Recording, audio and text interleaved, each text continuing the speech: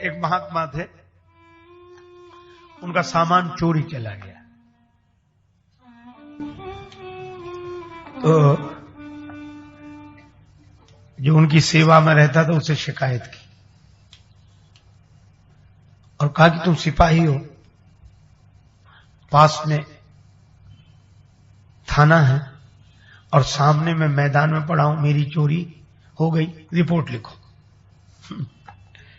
तो संत थे परमहंस स्मृति के महात्मा, वो सिपाही भी उनसे विरोध करते रहते थे।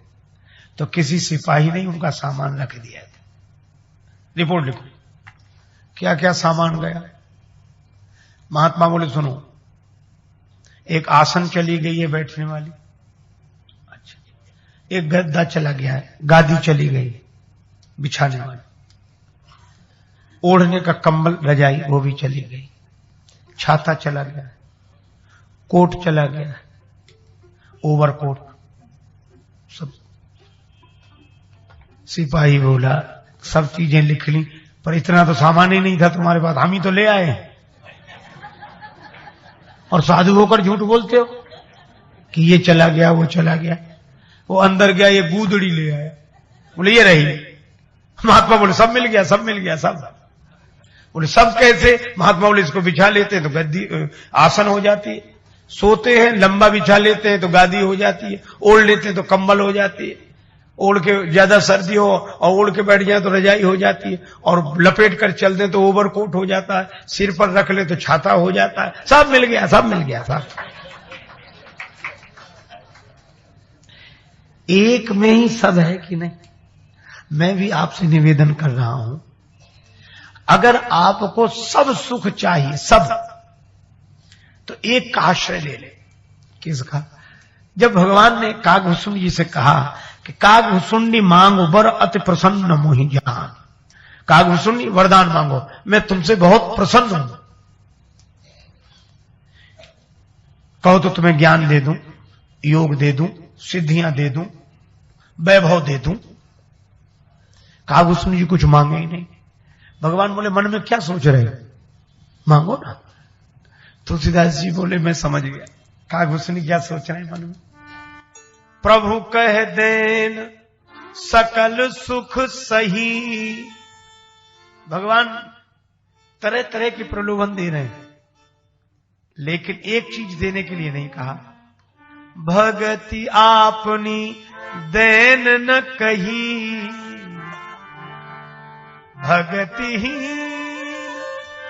सुख कवने काजा, अस विचारी बोले खगराजा। अपनी अनुपायणी भक्ति दे दो प्रभु, भक्ति।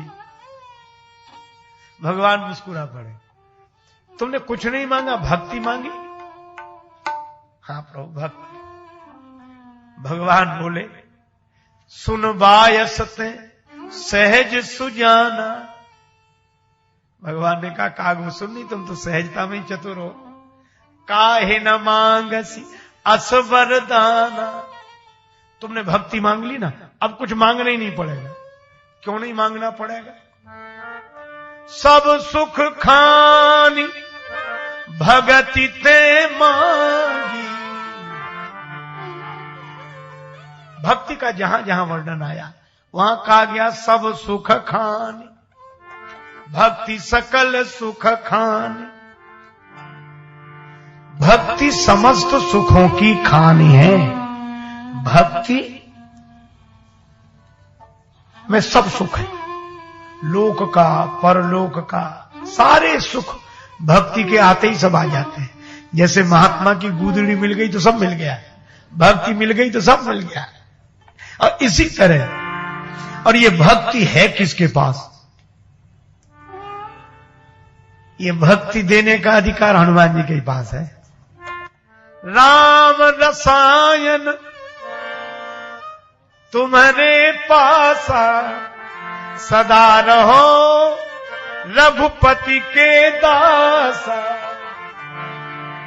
ये भक्ति है किसके पास? हनुमान जी के पास। और जब कोई इनकी शरण में आता है उसे राम जी की भक्ति दे देते हैं। तो जहां भक्ति है वहां सारे सुख हैं, इसलिए सब सुख लहे तुम्हारी शरणा सब सुख लें, सब सुख लें तुम्हारी शरणा।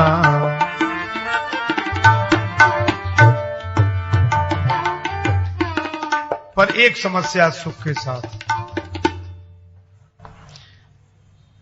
जरूरी नहीं कि सुख हमेशा बना ही रहे। ये डर रहता है कि आज तो मिल रहा, पता नहीं कल रहेगा कि नहीं। कई लोग सुख ही नहीं भोग पाते इसी चिंता में। उनसे कहो क्यों भाई प्रसन्न हो, अब तो ठीक है, आज तो ठीक है, अब देखो। भाई आदत होती है। एक आदमी की आदत थी, उनका रसोईया उनके साथ रहता था भोजन बनाने के लिए, और मान लो किसी दिन रसोईया ठीक भोजन न बना पाए तो दिन भर नाराज होते। ऐसा बेस्वाद भोजन बनाया, रसोईया अपनी गलती मान। दूसरे दिन अगर अच्छा भोजन बना दे तो खुश नहीं होते थे और ज्यादा नाराज होते थे।